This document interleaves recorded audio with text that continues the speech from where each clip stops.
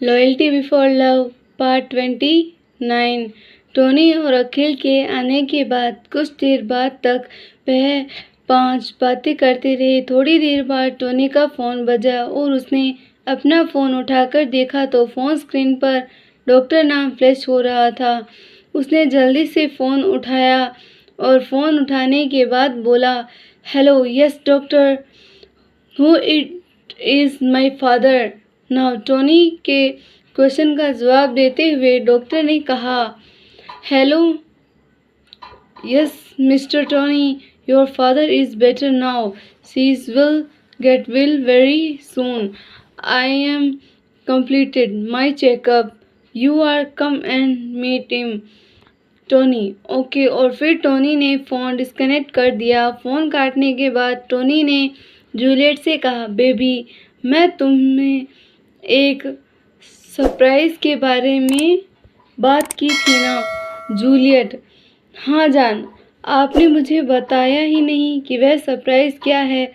Tony, baby, मैं बस आपको यह नहीं बल्कि अखिल, जेम्स और क्रिस को भी एक बात बताना चाहता हूँ। अखिल, क्या हुआ टोनी, कोई प्रॉब्लम है क्या? टोनी, अखिल, कोई प्रॉब्लम नहीं है, पर मुझे तुम्हें कुछ बताना है।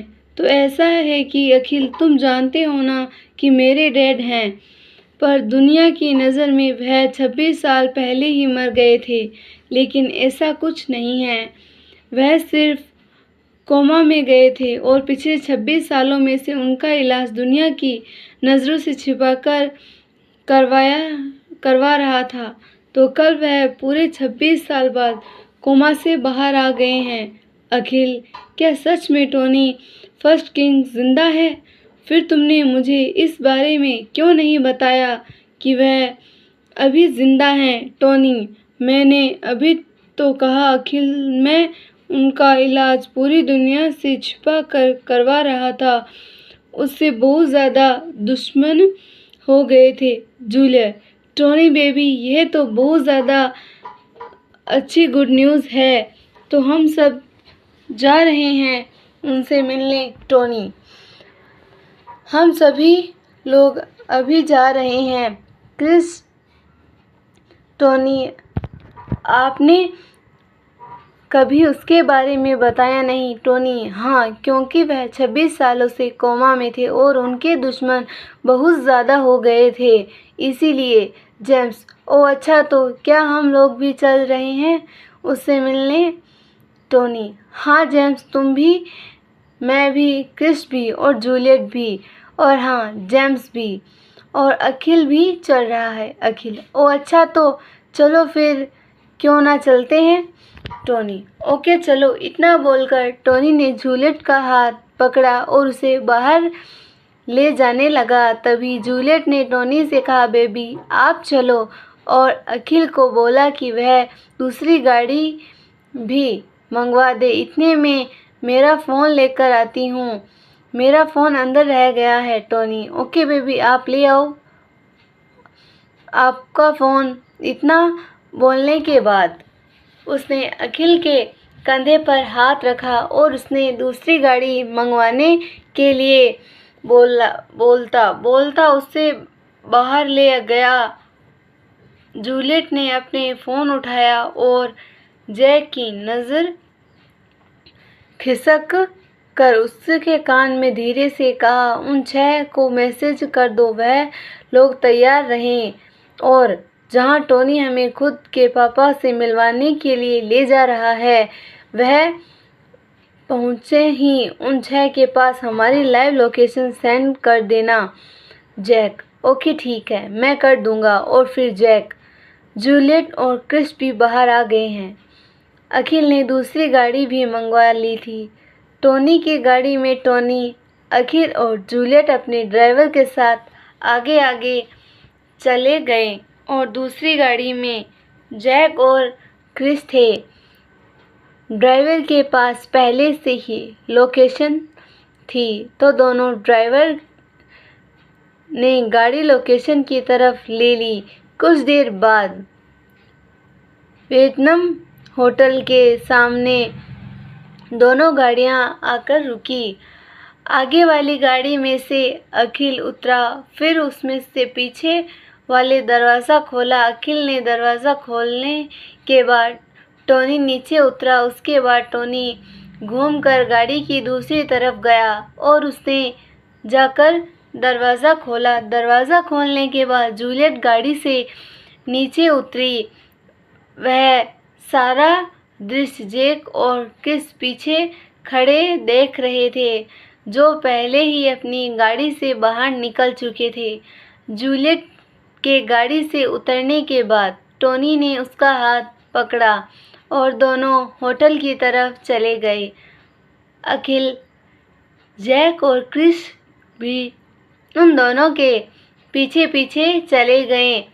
उस होटल के अंदर जाते हुए अखिल ने टोनी से पूछा, टोनी, हम लोग यहाँ क्यों आए हैं? हमें तो फर्स्ट किंग से मिलने जाना था ना? टोनी, अखिल, डैड यहीं पर हैं।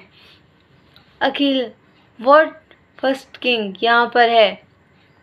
यहाँ पर वह कैसे रह सकते हैं? यहाँ पर तो सिर्फ रूम में दो उसका इलाज पिछले 26 सालों से एक ही रूम में चल रहा है। टोनी, अखिल, तुम तो जानते हो ना, यह होटल डैड ने बनवाया था, लेकिन जो होटल डैड ने बनवाया था, मैंने उस होटल को तोड़वाकर उसके ऊपर दोबारा होटल बनवाया है। और इस होटल को बनाने के लिए पहले मैंने उसके नीचे अंडरग्राउंड जगह छुपा दी थी, और वह अंडरग्राउंड जगह है जिसके महल से कम नहीं है। वहाँ पर सारी फैसिलिटीज़ है और वहीं पर पिछले 26 सालों से डैड का इलाज चल रहा है। टोनी की बात सुनकर जैक, जूलियट और क्रिस तीनों के एक साथ अपने मन में चौंका। ओह अच्छा, तभी टोनी ने इस होटल में फ़ोन किया था, क्योंकि उसका बाप पिछले 26 सालों से यहीं है और वह अंडरग्राउंड जगह पर है। तभी सचिता और दीक्षित को कोई शक नहीं हुआ था। जैक ने वंश, सचिता, केली, दीक्षित, दिव्या और अजित के पास अपनी लाइव लोकेशन सेंड कर दी और फिर वह दोबारा टोनी के पीछे पीछे चलने लगे। टोनी उन सभी को रिसेप्शन के पीछे बने एक वॉशरूम के पास लेकर गया और फिर उसने उस वॉशरूम के साइड वाले दीवार पर लगी एक पेंटिंग हटाई। जैसे ही उसने पेंटिंग हटाई तो वहाँ पर एक ब्लू कलर का बटन था। टोनी ने जैसे ही उस बटन को दबाया तो वहाँ उस दीवार में एक दरवाज़ा निकल आया। उस खुफिया दरवाजे को देखकर सभी की आंखें फटी की फटी रह गई। जब तक जूलियट, जैक, अखिल और क्रिस ने उस दरवाजे को नहीं देखा था, तब तक उन चारों में से कोई भी यह नहीं बता सकता था कि यहाँ पर इस दीवार में कोई दरवाज़ा भी है। वह चारों टोनी के पीछे पीछे उस दरवाजे के अंदर जाने लगे। उस दरवाजे के अंदर सीढ़ियाँ थी। वह पांचों सीढ़ियों से होते हुए नीचे गए। उन सभी ने देखा कि वहाँ पर एक बहुत ज़्यादा बड़ी जगह है। उस जगह में अलग अलग कमरे बने हुए थे। जूलियट, जैक, क्रिस और अखिल, वह चार उस जगह को देखकर फिर से शॉक हो गए। टोनी ने जूलियट का हाथ पकड़ा और चलता हुआ उसने बोला, पहली बार डैड से मिल रही हो तो उसके लिए ऑल द बेस्ट। जूलियट ने उसका हाथ पकड़कर उसे रोकते हुए कहा, बेबी सुनो, हम लोग गिफ्ट तो भूल ही गए। टोनी, कौन सा गिफ्ट जान? जूलियट, देखो मैं डैड से पहली बार मिलने आ रही हूँ तो उन्हें थोड़ा अच्छा सा लगने लगा कि मैं उनसे खाली हाथ मिलने जाऊंगी। और वैसे भी अब जब खास करके वह बीमार है। टोनी, हाँ ये तो मैंने सोचा ही नहीं, ये तुमने सही कहा। जूलियट, चलो ना तो चलते हैं, पहले गिफ्ट लेकर आते हैं, उसके बाद हम लोग डैड से मिलेंगे। टोनी, हाँ चलो। तो फिर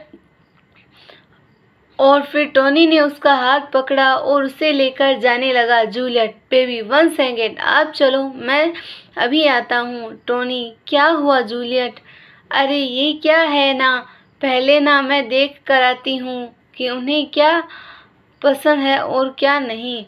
अरे मेरा मतलब है, जिस रूम में वह हैं, मैं उनसे झाँक कर देख कर आता हूँ। जो चीज़ उनके पास उस रूम में सबसे ज़्यादा रखी होगी, हम वह चीज़ बिल्कुल नहीं लेंगे। टोनी, चलो ठीक है तो फिर चलें। जूलियट, नहीं, अपने डैड को सबसे पहले मैं देखूंगी ना, कि तुम समझे। जूलियट की बात सुनकर टोनी मुस्कुराता हुआ बोला, ठीक है, जैसा तुम कहो, तुम ही देखो, ठीक है, इतने में मैं चलता हूँ। इतना बोलकर टोनी वापस सीढ़ियों से आता हुआ ऊपर जाने लगा। टोनी के वहाँ से जाते ही जूलियट दौड़ के जैक के पास आई और उसने धीरे से बोला, मैं टोनी को यहाँ से बाहर लेकर जा रही हूँ, तो तुम और क्रिस दोनों मिलकर यहाँ की अच्छे से छानबीन कर लो और उस अखिल की तुम परवाह मत करना, वह पागल है। वैसे भी वह हमारी सच्चाई जान चुका है और वैसे भी राज हम उसे मार ही देंगे। इतना बोलकर वह पलट के वहाँ से जाने लगी कि तभी उसे कुछ याद आया और वह दोबारा पलट कर जे की तरफ आई और धीरे से उसकी तरफ देखते हुए बोली, अब तुम ना इतना जलना मत, क्योंकि तुम टोनी से इतना प्यार से बात करनी पड़ रही है, वरना उसे शक हो जाएगा, समझा ना तू। पर यह मत भूलना कि हम लोग अभी मिशन पर हैं और मैं उसकी गर्लफ्रेंड होने का नाटक कर रही हूँ। और इतना बोलकर वह मुस्कुराती हुई वहाँ से चली गई। उसकी बात सुनकर जैकी मुस्कुराता हुआ क्रिस के पास गया और टोनी के रूम में चला गया। फिर वह दोनों मिलकर वहाँ से छानबीन करने लगे और होटल के बाहर टोनी और जूलियट एक शॉप में गए। वह दोनों वहाँ पर गिफ्ट देख रहे थे। जूलियट एक गिफ्ट को देखते देखते पिछले पलटी तो उसे कांच की दीवार में से बाहर दिखाई दिया। बाहर रोड पर वंश, सचिता, दीक्षित, दिव्या, अरिजीत और केली अलग अलग घूम रहे थे। केली बाहर रोड से के किनारे खड़ी आइसक्रीम खा रही थी और धीरे धीरे देख रही थी। अरिजीत के हाथ में एक बुक थी और वह साइड के किनारे पर लगी कुर्सी पर बैठकर उस किताब को पढ़े जा रहा था और इधर उधर देख रहा था। दीक्षित और दिव्या दोनों सड़क के किनारे खड़े होकर बातें कर रहे थे और सचिता और वंश घूम रहे थे, लेकिन उन सभी की भी नज़र सिर्फ होटल पर ही थी। इधर होटल में जैक और क्रिश कमरों में अच्छे से छानबीन कर रहे थे, जबकि अच्छी बात तो यह थी कि अभी यहाँ नीचे अंडरग्राउंड होटल में एक भी बॉडीगार्ड नहीं था।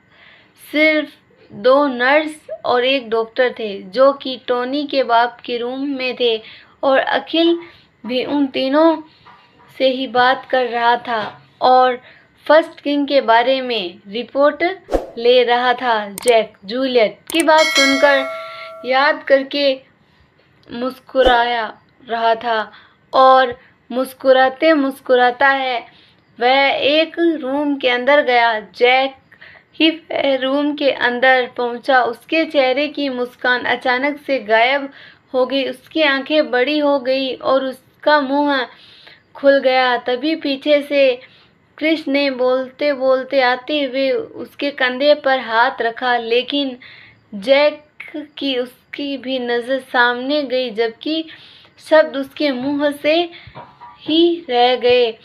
उसकी भी आंखें बड़ी हो गई और जो हाथ उसके जैक के कंधे पर रखा था उसका वह हाथ हवा में रह गया। अगर आपको हमारी स्टोरी पसंद आई तो स्टोरी को लाइक, शेयर, चैनल को सब्सक्राइब करना ना भूलें और कमेंट ज़रूर करें। धन्यवाद।